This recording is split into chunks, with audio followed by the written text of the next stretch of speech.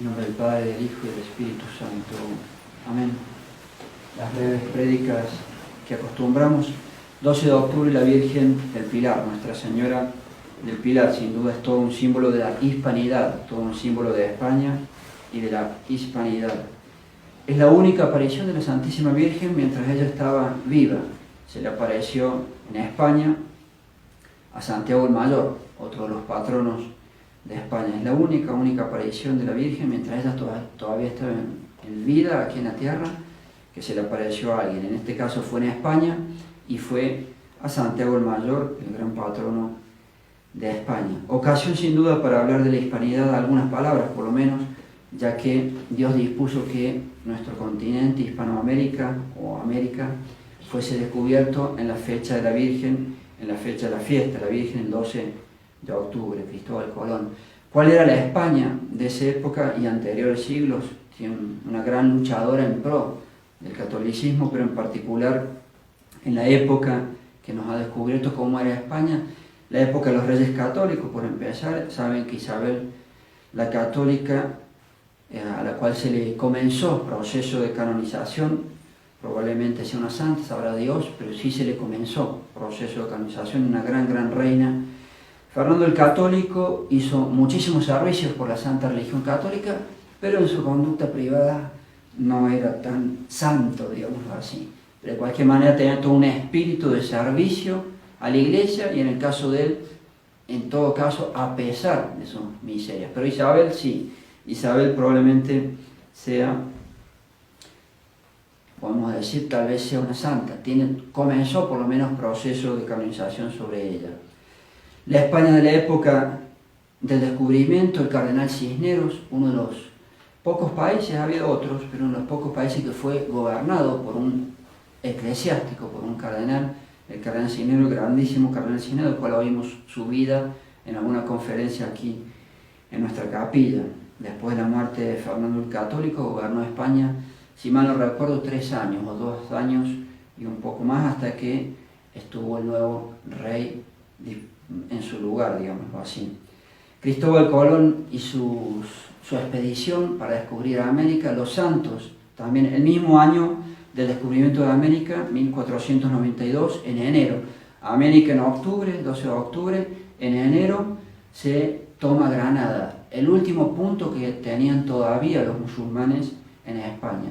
La toma de Granada en enero del mismo año, enero 1492, octubre, el descubrimiento de América. Y allí nace y comienza lo que después se llamó el siglo de oro de España, el mayor siglo del esplendor español, a finales del siglo XV y todo el siglo XVI. En realidad el siglo emblemático es el siglo XVI, el siglo de oro de España, todos los más grandes santos, la mayor cantidad de santos, todos los más grandes literatos, etc. El siglo de oro también de la literatura española. Y en América toda esa enorme multitud de misioneros muy santos, muchos de ellos canonizados, como decíamos hace poco. El siglo XVI fue el siglo en que Hispanoamérica dio todos los santos. Siglo XVI, todos los santos que pudimos por lo menos tener canonizados aquí son todos del siglo XVI. Después del siglo XVI no se canonizó ni un santo más aquí en América. O todos habían nacido en el siglo XVI y apenas cruzando el siglo XVII, porque San Francisco Solano, Santa Rosa de Lima, San Totorio Mogrovejo, San Luis Beltrán, patrono de Colombia, San Pedro Claver, patrono de Colombia, Santa Mariana de Quito, siglo XVI, todos son del siglo XVI y apenas sí alcanzan a cruzar el siguiente siglo ya con respecto a su muerte. Inclusive San Felipe de Jesús, el santo mexicano que fue asesinado, fue martirizado allí en el Extremo Oriente, también en el siglo XVI. Y después del siglo XVI hubo como un silencio, digamos así, en cuanto a los santos, por lo menos en los santos canonizados. Dios sabrá, probablemente haya algunos desconocidos. Pero en cuanto a los santos canonizados, fue el siglo XVI, el siglo de oro, el siglo del descubrimiento, podemos decir, la hispanidad, la Virgen del Pilar, y después silencio, hasta hoy. Dios dirá, pero si se puede decir así, habría como una especie de deuda, si ustedes quieren, hacia los santos que deberíamos dar, digamos así, por nuestro catolicismo. Por último, algo más para recalcar que es importantísimo, importantísimo, la hispanidad en lo que se hizo aquí, en lo que se hizo en Hispanoamérica, en nuestras tierras, logró, y fueron los únicos dos casos de la historia, logró lo que se llama una cristiandad. La primera y la más emblemática, sin duda, toda la cristiandad europea que hizo toda Europa. Toda Europa se hizo en la cristiandad europea, desde el siglo V hasta el siglo XV, por lo menos, 10 siglos, todo lo que es la Edad Media, la Edad Oscura, de oscura no tiene nada. Hubo muchísimos defectos, siempre que hay cosas malas, siempre que hay un ser humano hay cosas malas y defectos de por medio, pero en la visión global de esos 10 siglos de la cristiandad europea, hizo Europa hasta el día de hoy, es lo poco que le ha quedado de cultura gracias a la Iglesia Católica. La Iglesia Católica hizo Europa. Primer caso de la gran cristiandad y la más emblemática de todas. Pero las únicas dos cristiandades que se dieron en la historia fue la que acabamos de decir y la segunda aquí.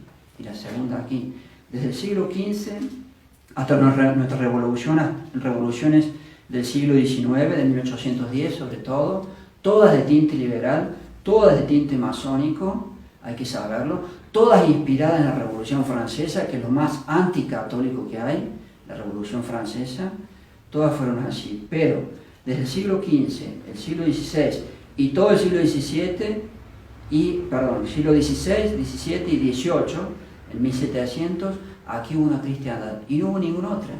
En toda la historia de la humanidad no hubo ninguna otra cristiandad. ¿Qué significa que hubo una cristiandad? Significa que Dios estaba puesto en su lugar. Y el único lugar para Dios es el centro. Todo es Dios. Y así, no solamente los individuos, sino la sociedad estaba organizada acá. No, que hubo abusos, padre. La leyenda negra es una falacia y algo muy vil.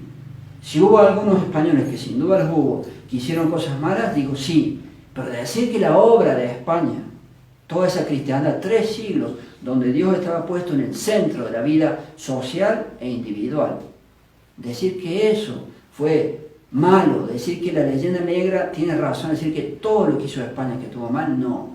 La obra en su conjunto fue grandiosa y católica a más no poder. Sí hubo algunos españoles, hay siempre gente mala que hace cosas malas, pero la obra en su contexto y en su globalidad, 3 siglos de cristiandad. Y no hubo otra. Europa y América. Y viendo así las cosas, y si uno analiza así las cosas, tenemos que ser orgullosísimos y defensores a muerte de España. España, para la época que, sobre todo en la época, digamos así, del descubrimiento, pero toda esta cristiandad fue la campeona del catolicismo. Y por eso los anticatólicos, y por eso los protestantes ingleses, los protestantes holandeses, muchísimos los holandeses, difundieron la difamación de la, voy a usar una palabra un poquito fuerte, la estúpida leyenda negra y la falsa leyenda negra. Ninguna leyenda negra. Fue grandiosa la obra aquí, grandiosa y católica a más no poder. Sí, con algunos eventos de gente que usó mal, sí, pero la obra no, la obra es grandiosa, toda una cristiandad y las únicas dos cristiandades. En conclusión, todo católico que sepa lo mínimo de historia, todo católico que sepa lo mínimo de España, de lo que es la obra del catolicismo, tiene que defender a muerte la madre patria. A muerte defender la madre patria por el catolicismo que tenía y por el catolicismo que nos dio. Ave María Purísima. Sin pecado concebida, María Santísima. En nombre del Padre, del Hijo y del Espíritu.